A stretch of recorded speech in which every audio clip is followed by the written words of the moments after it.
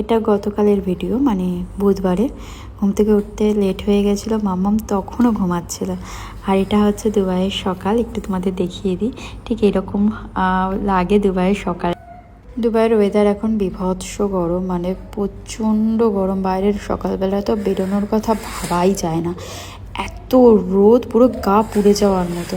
সবসময় দরজা জানলাগুলো বন্ধই রাখা হয় আর এসি চালানো থাকে। তো সকালবেলা উঠে একটুখানি পর্দাগুলো সরিয়ে দিই যাতে একটু আলোগুলো ঢোকে।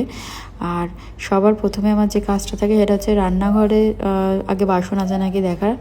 বাসন না থাকে তবে ভাত বসিয়ে দেওয়া, কারণ মাম্মাম যতক্ষণ ঘুমাচ্ছে ততক্ষণের মধ্যে আমার ভাত তরকারি যা যা রান্না সেগুলো কমপ্লিট করা, আর ঘর মোছা, ঘর ঝাড় দেওয়া, এগুলো আমাকে কমপ্লিট করে নিতে। কারণ মাম্মাম উঠে গেলে আমি এগুলো কোনো কাজই আর করতে পারি না।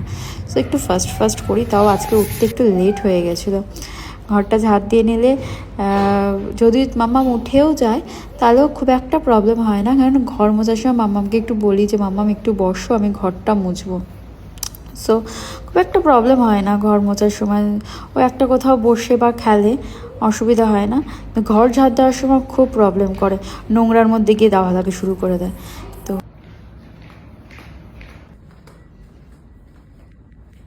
Good morning. ঘুম হয়ে গেছে, মা ঘর মুছছিল। তুমি কি একটু শোবে? মা ঘর মোছাটা কমপ্লিট করে নেবে। শোবে না? আচ্ছা, তাহলে তুমি কি উঠে পড়বে? Okay baby.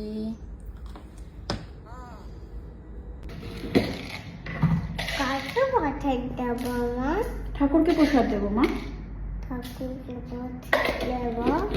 হ্যাঁ, আর একটা ছোট ঠাকুর আছে আমার বাড়িতে, তাকেও প্রসাদ দিতে হবে, কিন্তু ঠাকুরটা পুজো হওয়ার পর।